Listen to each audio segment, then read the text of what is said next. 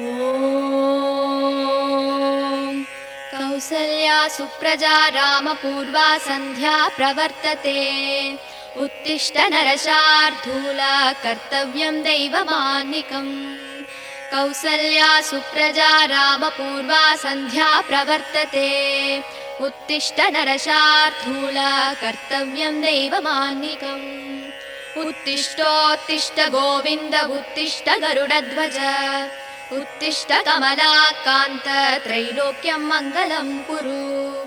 उत्तिष्ठोत्तिष्ठ गोविन्द उत्तिष्ठ गरुडध्वज। उत्तिष्ठ कमलाकान्त त्रैलोक्यं मङ्गलं कुरु। मातः समस्त जगतां मधुकैटभारे। वक्षो विहारिणि मनोहर दिव्यमूर्ते। श्रीस्वामिनि श्रित जनप्रिय धानशीले। श्रीवेङ्कटाचलपते तव सुप्रभातम्। तव सुप्रभातमरविन्दलोचने। भवतु प्रसन्नमुखचन्द्रमण्डले। विधिशङ्करेन्द्रवनिताभिरर्चिते। वृषशैलनाददयिते दयानिते। अत्र्यातिसप्तऋषयः समुपस्य सन्ध्याम्। आकाशसिन्धुकमलानि मनोहराणि। आदाय पादयुगमर्चयतुं प्रपन्नाः। शेषाद्रिशेखर विभो तव सुप्रभातम्। पञ्चाननाब्ज भव षण्मुखवासवाद्याः। त्रैविक्रमादिसरितं विभुतास्तुवन्ति। भाषापतिः पठति वासरशुद्धिमारात्। शेषाद्रिशेखर विभो तव सुप्रभातम्। ईषत् प्रफुल्ल सरसीरुह नारिकेलपूगद्रुमादि सुमनोहर पालिकानाम्। आवादिमन्दमनिलः सह दिव्यगन्धैः। शेषाद्रिशेखर विभो तव सुप्रभातम्। उन्मील्य नेत्रयुगमुत्तम पञ्जरस्ताः। पात्रावशिष्ट कदली फलपायसानि। भूत्वा सलीलमतकेलि सुखा पठन्ति। शेषाद्रिशेखर विभो तव सुप्रभातम्। तन्त्री प्रकर्ष मधुरस्वनया विपञ्च्या। गायत्यनन्त सरितं तव नारतोऽपि। भाषा समक्रम सकृत्करसाररम्यम्। शेषाद्रिशेखर विभो तव सुप्रभातम्। भृङ्गावली समकरन्तरसानुवित्त जङ्गारगीतनिनदै सह सेवनाय। निर्यातुपान्त सरसी कमलोदरेभ्यः। शेषाद्रिशेखर विभो तव सुप्रभातम्। योषा गणेन वरदध्नि विमध्यमाने। गोशालयेषु दधिमन्दगतीव्रघोषाः। रोषा कलिं विदधते ककुपस्स कुम्भाः। शेषाद्रिशेखर विभो तव सुप्रभातम्। पद्मे समित्र सदपत्र गदारिवर्गाः। हर्तुं श्रियं कुवलयस्य निजाङ्गलक्ष्म्या। भेरी निनादमिव बिभ्रति तीव्रनादम्। शेषाद्रिशेखर विभो तव सुप्रभातम्। श्रीमन्नभीष्टवरदाखिल लोकबन्धो। श्री श्रीनिवास जगदेकदयैक सिन्धो। श्रीदेवता गृहभुजाङ्कर दिव्यमूर्ते। श्रीवेङ्कटाचलपते तव सुप्रभातम्। श्रीस्वामि पुष्करिणिकाप्लव निर्मलाङ्गा। श्रेयोधिनो हर विरिञ्चि सनन्दनाद्याः। द्वारे वसन्ति वरवेत्र हतोत्तमाङ्गाः। श्रीवेङ्कटाचलपते तव सुप्रभातम्। श्रीशेषशैलगरुडाचल वेङ्कटाद्रिनारायणाद्रिविषवाद्रिविषाद्रिमुख्याम्। आख्यां त्वदीय वसतेरनि संवदन्ति। श्रीवेङ्कटाचलपते तव सुप्रभातम्। सेवा परा शिव सुरेश कृशानुधर्म रक्षोऽम्बुनाथ भवमान धनाधिनाथा। भक्ताञ्जलि प्रविलसन्निज शीर्षदेशाः। श्रीवेङ्कटाचलपते तव सुप्रभातम् दाटीषु देविह गराज मृगाधिराज नागाधिराज गजराज हयाधिराजाः स्वस्वाधिकारमहिमादिकमर्दयन्ते श्रीवेङ्कटाचलपते तव सुप्रभातम् सूर्येन्दुभौमबुधवाक्पदि काव्यसौरी स्वर्भानुकेतुद्विषत्परिषत्प्रदानाः द्वद्वासदासचरमावदिदासदासाः श्रीवेङ्कटाचलपते तव सुप्रभातम् द्वत्पादधूलिपरितस्फुरितोत्तमाङ्गाः स्वर्गापवर्गनिरपेक्षनिजाङ्गराङ्गाः कल्पाकमाललनयाकुलतां लभन्ते श्रीवेङ्कटाचलपते तव सुप्रभातम् त्वद्गोपुराकृशिखराणि निरीक्षमाणाः स्वर्गापवर्गपदवीं परमां श्रयन्तः मर्त्या मनुष्यभुवने मदिमाश्रयन्ते श्रीवेङ्कटाचलपते तव सुप्रभातम् श्रीभूमिनायक दयादिगुणामृताप्ते देवादिदेव जगदेक शरण्यमूर्ते श्रीमन्दनन्द गरुडाधिभिरार्चिताङ्ग्रे श्रीवेङ्कटाचलपते तव सुप्रभातम् श्रीपद्मनाभ पुरुषोत्तम वासुदेव वैकुण्ठमाधव जनार्दन चक्रपाणि श्रीवत्स सिंह शरणागत पारिजात श्रीवेङ्कटाचलपते तव सुप्रभातम् कन्दर्पदर्पहर सुन्दर दिव्यमूर्ते कान्ताकुचाम्बुरुह गुड्मललोल दृष्टे कल्याण निर्मल गुणाकर दिव्यकीर्ते श्रीवेङ्कटाचलपते तव सुप्रभातम् मीनाकृते कमलकोल नृसिंहवर्णिन् स्वामिन् परस्पत तपोधन रामचन्द्र शेषांस राम यदुनन्दन कल्किरूप श्रीवेङ्कटाचलपते तव सुप्रभातम् एलालवङ्गघनसार सुकन्ति तीर्थम् दिव्यं वियत्सरिति हेम घटेषु पूर्णम् धृत्वाद्य वैदिकसिकामणयः प्रहृष्टाः दिष्टन्ति वेङ्कटपते तव सुप्रभातम् भास्वानुदे दिवि कचानि सरोरुहाणि सम्पूरयन्ति निनदैककुपो विहङ्गाः श्रीवैष्णवा सततमर्तितमङ्गलास्ते तामाश्रयन्ति तव वेङ्कटसुप्रभातम् ब्रह्मादयः सुरवराः समहर्षयस्ते सन्तः सनन्दनमुखास्तव योगिवर्ग्याः तामान्तिके तव हि मङ्गलवस्तु हस्ताः श्रीवेङ्कटाचलपते तव सुप्रभातम् लक्ष्मीनिवास निरवद्य गुणैकसिन्धो संसारसागर समुत्तरणैकसेतो वेदान्त वेद्य निज वैभव भक्तभोग्य श्रीवेङ्कटाचलपते तव सुप्रभातम् इत्थं वृषाचलपतेरिह सुप्रभातम् ये मानवा प्रतिदिनं पठितुं प्रवृत्ताः तेषां प्रभातसमये स्मृतिरङ्गभाजा प्रज्ञां प्ररार्थ सुलभां परमां प्रसूते।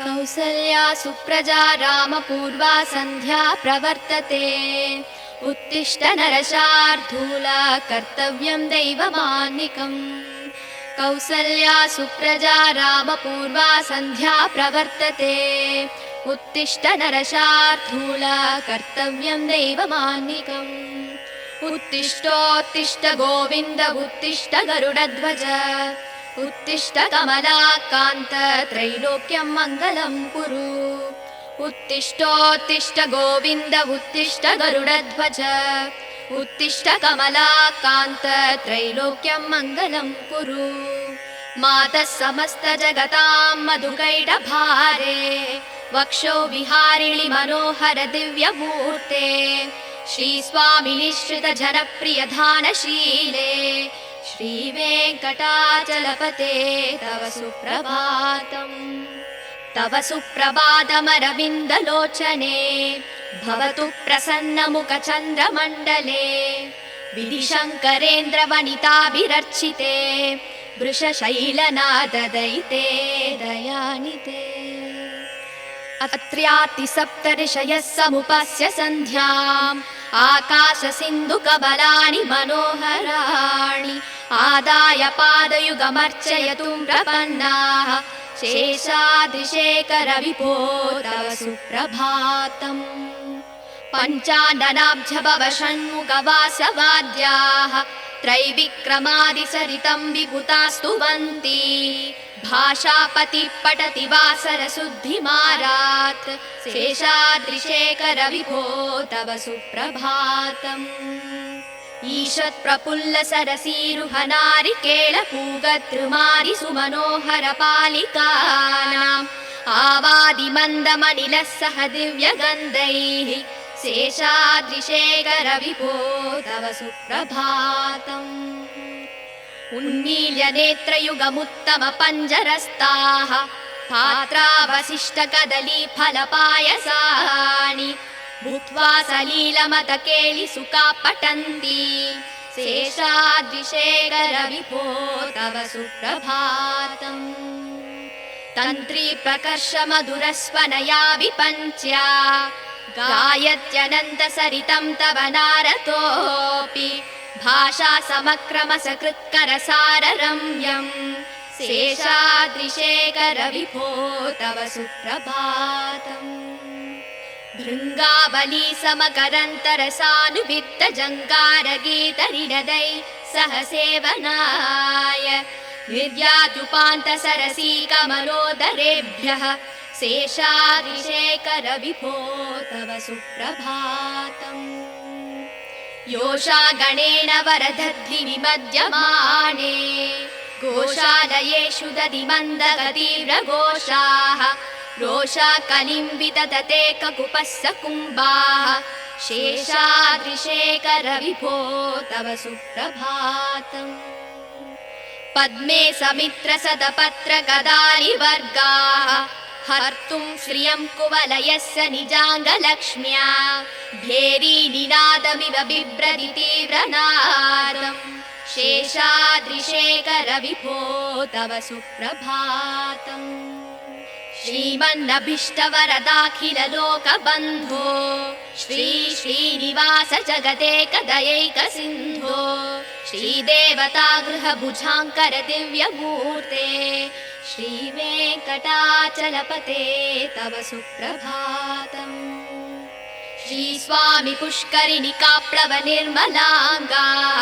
श्रेयोधिनो हर विरिञ्चि सनन्दनाद्याः द्वारे वसन्ति वरवेत्रहतोत्तमाङ्गाः श्रीवेङ्कटाचलपते तव सुप्रभातम् श्रीशेषशैलगरुडाचलवेङ्कटाद्रिनारायणाद्रिविषवाद्रिविषाद्रिमुख्याम् आख्यां त्वदीयवसतेरनिसंवदन्ति श्रीवेङ्कटाचलपते तव सुप्रभातम् सेवापरा शिव सुरेश कृशानुधर्म रक्षोऽम्बुनाथ भवमानधनाधिनाथाः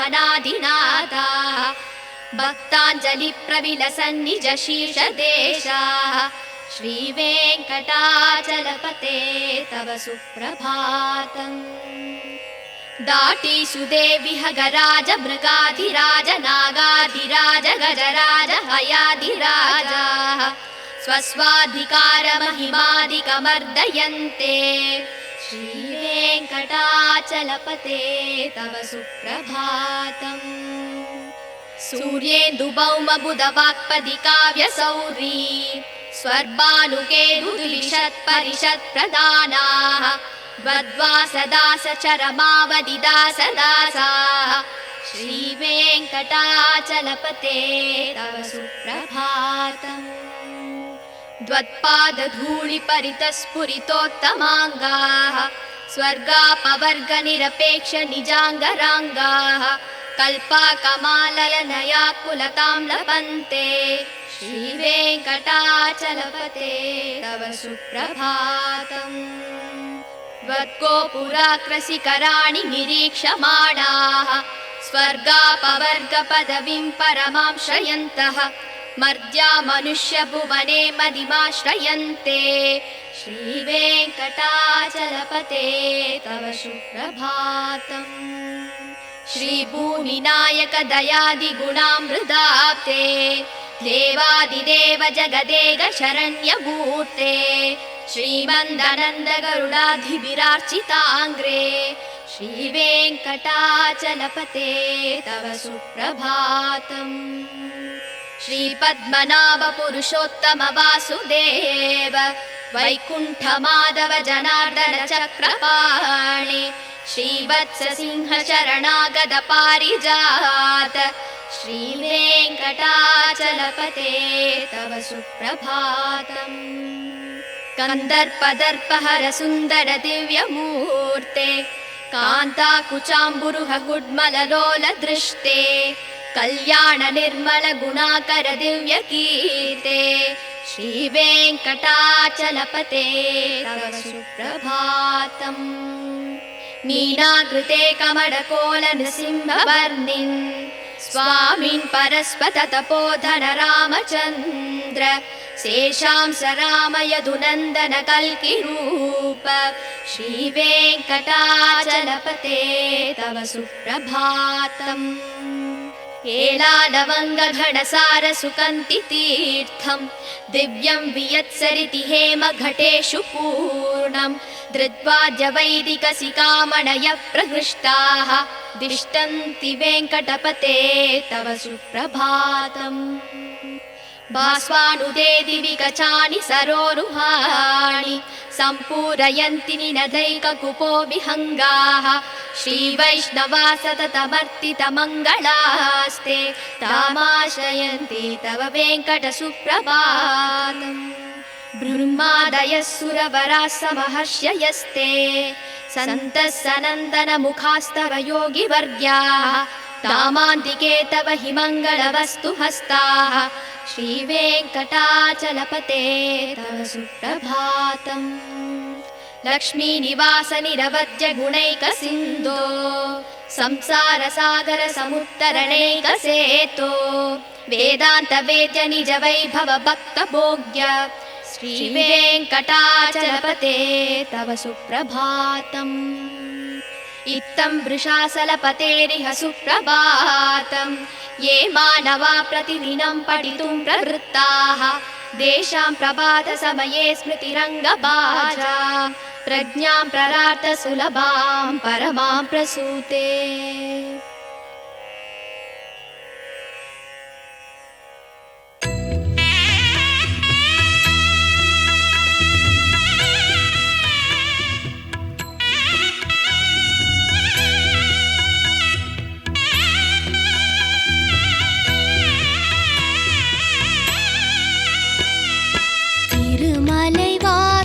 श्री श्रीनिवासा तिरुमगळ पोற்றும் अழகியனே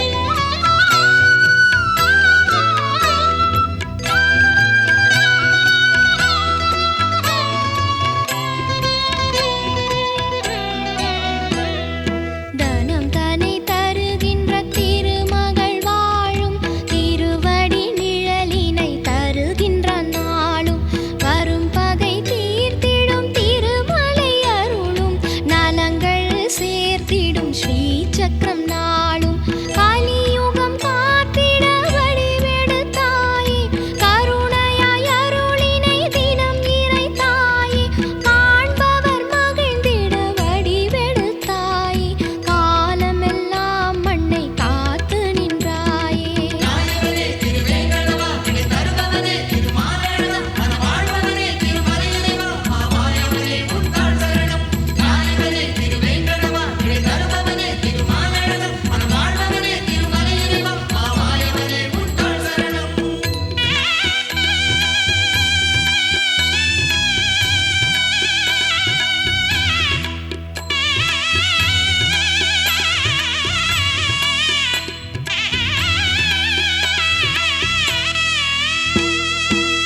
வேங்கடமலையை நாம் நினைத்தாலே வேதனை மறையும் அவன் நாமத்தாலே செல்வங்கள் பொழியும் வான்மழை போலே தினம் அவன் மலரடி தொழுது வந்தாலே ஆயிரம் சூரியன் ஒளி என நீயும் மலைகளில் திகழ்ந்தாய் மகிமைகள் அறிந்தோம் மாயனே உன்னடி சரணங்கள் ஐயா மாதவனே உந்தன் நாமங்கள் மறவேன்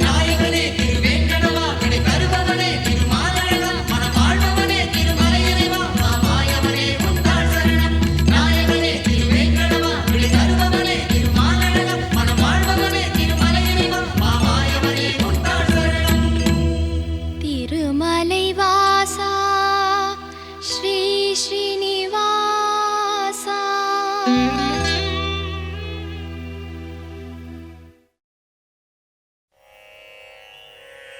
கமலம் மலர் மேல் வசிக்கும் மகளே உறைவாள் பெருமாள் திருமார்பினிலே திகழும் நல் குங்குமம் மேனியனே விஜயீ பவ வெங்கட சைலபதே கமலம் மலர் மேல் வசிக்கும் மகளே உறைவாள் பெருமாள் திருமார்பினிலே திகழும் நல் குங்குமம் மேனியனே விஜயீ பவ வெங்கட சைலபதே கமலம் இதற்போல் நல் கண்ணுடையான் கடல் மேல் உரை பஞ்சனை கொண்டவனே நலங்கள் தரும் செல்வம் எல்லாம் தருவாய் திருவேங்கடனே என்னை காத்தருள்வாய் எழில் பிரம்மனுடன் சிவன் ஆறுமுகன் எனும் தெய்வம் எல்லாம் உன்னை போற்றிடுவார் இறைவா தலைவா திருவேங்கடவா ரிஷசைலபதே என்னை காத்தருள்வாய் என்னை தீண்டிடும் வல்வினை தீவினைகள் பல நூறு தவறுகளின் துயர் நிலைகள் யாவும் தீந்திட உனை நாடுகிறேன் தயவை தந்தென்னை காத்தருள்வாய் உயர் வேங்கட மாமலை மீதினிலே வரம் யாவும் தருகின்ற வள்ளலும் நீ மறைகள் போற்றும் பரம்பொருள் மறவேன் உனையின்றி தெய்வம் இல்லை குழலின் ஒளியால் பல நூறு கோடி அழகிய கோபியர் கண்டவன் நீ பல நூறு கோடி மதனின் அழகை வசுதேவன் மகன் உனை அறிவேனே ரகுகுல திலகாத சரதன் மகனே விலையேந்திய வீரனின் ரகுநாயகன் ராமா என்னும் பெயரால் என்னை காத்தருள் செய்யும் கருணை கடலே பூதேவியின் மகளாம் சீதையினை பூங்கரந்தனை பிடித்த நாயகனே தென் இலங்கை நரக்கனை மாய்த்தவனே உன் மலர் எனும் திருவடி சரணமையா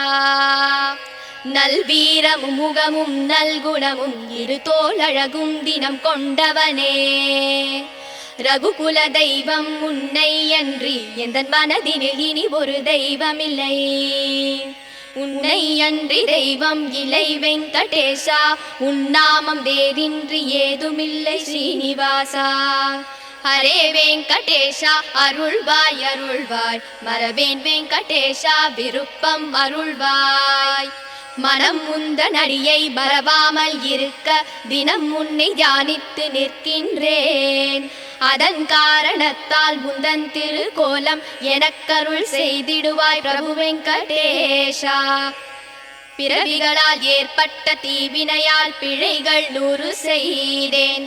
மன்னித்தருள் மன்னித்தருள் சேஷசைல சிகாமணி.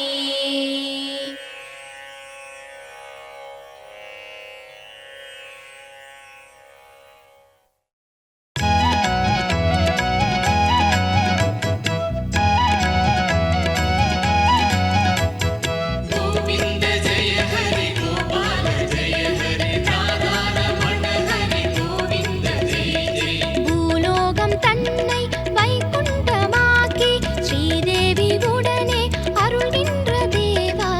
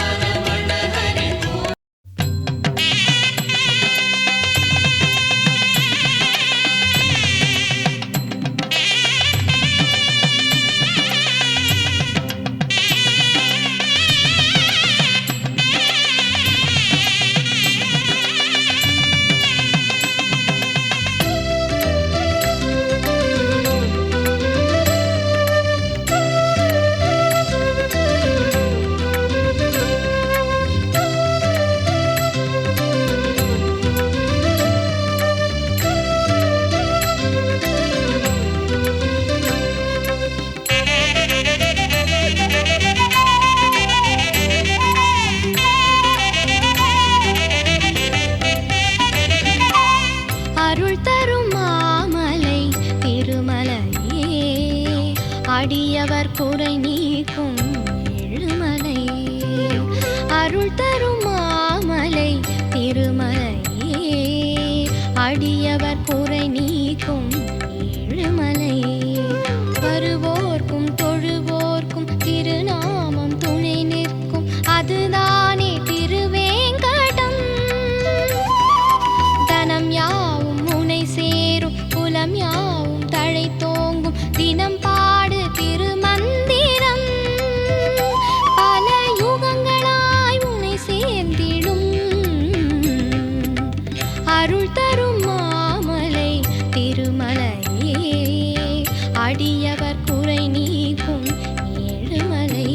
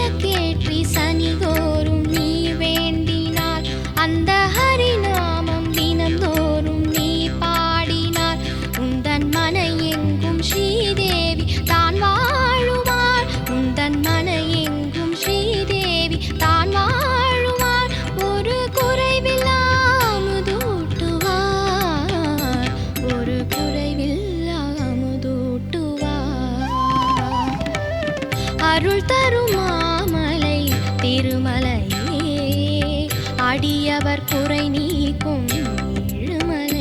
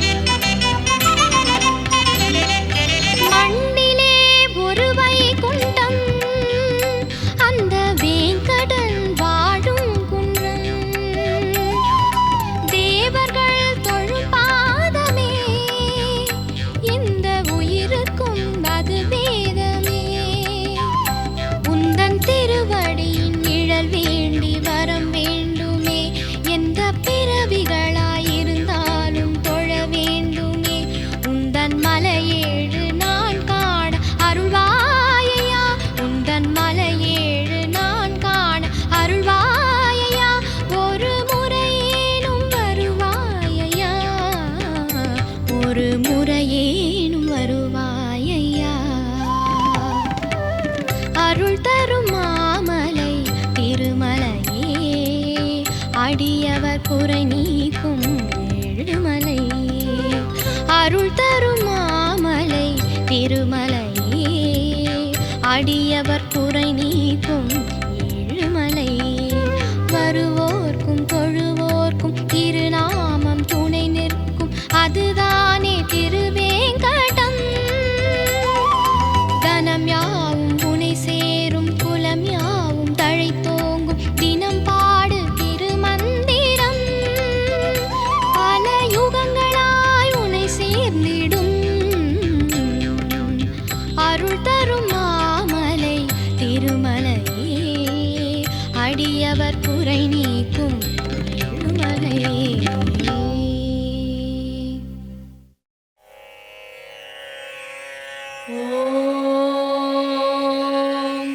कौसल्या सुप्रजा रामपूर्वा सन्ध्या प्रवर्तते, उत्तिष्ठ नरशार्दूला कर्तव्यं दैवमान्निकम्, कौसल्या सुप्रजा रामपूर्वा सन्ध्या प्रवर्तते उत्तिष्ठ नरशार्दूल कर्तव्यं दैवमान्निकम् उत्तिष्ठोत्तिष्ठ गोविन्द उत्तिष्ठ गरुडध्वज उत्तिष्ठ कमलाकान्त त्रैलोक्यं मङ्गलं कुरु उत्तिष्ठोत्तिष्ठ गोविन्द उत्तिष्ठ गरुडध्वज उत्तिष्ठ कमलाकान्त त्रैलोक्यं मङ्गलं कुरु मातः समस्त जगतां मधुकैटभारे वक्षो विहारिणि मनोहर दिव्यमूर्ते श्रीस्वामिनि श्रित जनप्रिय धानशीले श्रीवेङ्कटाचलपते तव सुप्रभातम् तव सुप्रभातमरविन्दलोचने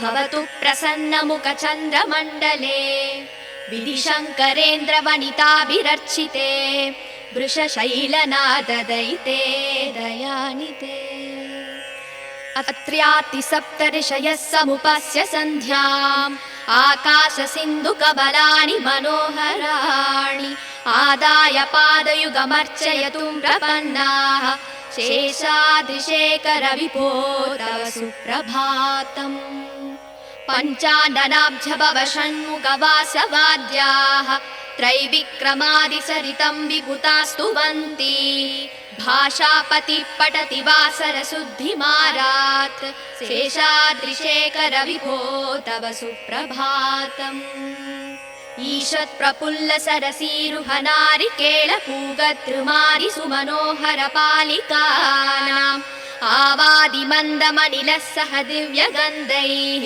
शेषाद्रिशेखर विभो तव सुप्रभातम् उन्मील्य नेत्रयुगमुत्तम पञ्जरस्ताः पात्रावशिष्ट कदली फलपायसानि भूत्वा सलीलमतकेलि सुखा पठन्ति शेषाद्रिशेखर विभो तव सुप्रभातम् तन्त्री प्रकर्ष मधुरस्वनया विपञ्च्या गायत्यनन्त सरितं तव नारतोऽपि भाषा समक्रम सकृत्कर साररम्यम् शेषाद्रिशेखर विभो तव सुप्रभातम् भृङ्गावली समकरन्तरसानुवित्त जङ्गारगीतनिनदै सह सेवनाय निर्याद्युपान्त सरसी कमलोदरेभ्यः शेषाद्रिशेखर विभो तव सुप्रभातम् योषा गणेन वरदद्धि विमध्यमाने गोशालयेषु दधिमन्दगतीव्रघोषाः रोषा कलिम्बिततते ककुपस्स कुम्भाः शेषाद्रिशेखर विभो तव सुप्रभातम् पद्मे समित्र सदपत्र गदारिवर्गाः हर्तुं श्रियं कुवलयस्य निजाङ्गलक्ष्म्या भेरी निनादमिव बिभ्रति तीव्रनादम् शेषाद्रिशेखर विभो तव सुप्रभातम् श्रीमन्नभीष्टवरदाखिल लोकबन्धो श्री श्रीनिवास जगदेकदयैक सिन्धो श्रीदेवता गृहभुजाङ्कर दिव्यमूर्ते श्रीवेङ्कटाचलपते तव सुप्रभातम् श्रीस्वामि पुष्करिणिकाप्लव निर्मलाङ्गा श्रेयोधिनो हर विरिञ्चि सनन्दनाद्याः द्वारे वसन्ति वरवेत्र हतोत्तमाङ्गाः श्रीवेङ्कटाचलपते तव सुप्रभातम् श्रीशेषशैलगरुडाचल वेङ्कटाद्रिनारायणाद्रिविषवाद्रिविषाद्रिमुख्याम् आख्यां त्वदीय वसते रनिसंवदन्ति श्रीवेङ्कटाचलपते तव सुप्रभातम् सेवा परा शिव सुरेश कृशानुधर्म रक्षोऽम्बुनाथ भवमान धनाधिनाथाः भक्ताञ्जलि प्रविलसन्निज शीर्ष देशाः श्रीवेङ्कटाचलपते तव सुप्रभातम् दाटीषु देवि हगराज मृगाधिराज नागाधिराज गजराज हयाधिराजाः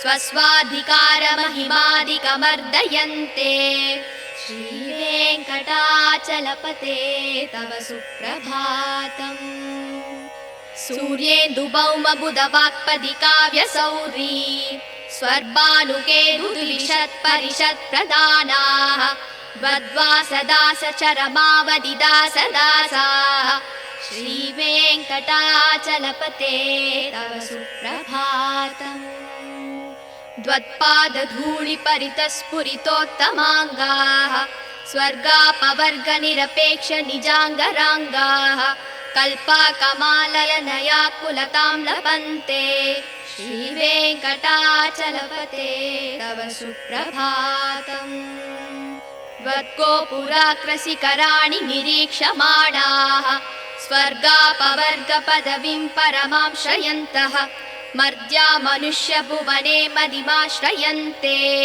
श्रीवेङ्कटाचलपते तव सुप्रभातम् श्रीभूमिनायक दयादिगुणामृताप्ते देवादिदेव जगदेक शरण्यमूर्ते श्रीमन्दनन्द गरुडाधिभिरार्चिताङ्ग्रे श्रीवेङ्कटाचलपते तव सुप्रभातम् श्रीपद्मनाभ पुरुषोत्तम वासुदेव वैकुण्ठमाधव जनार्दन चक्रपाणि श्रीवत्स सिंह शरणागत पारिजात श्रीवेङ्कटाचलपते तव सुप्रभातम् कन्दर्पदर्पहर सुन्दर दिव्यमूर्ते कान्ताकुचाम्बुरुह गुड्मललोल दृष्टे कल्याण निर्मल गुणाकर दिव्यकीर्ते श्रीवेङ्कटाचलपते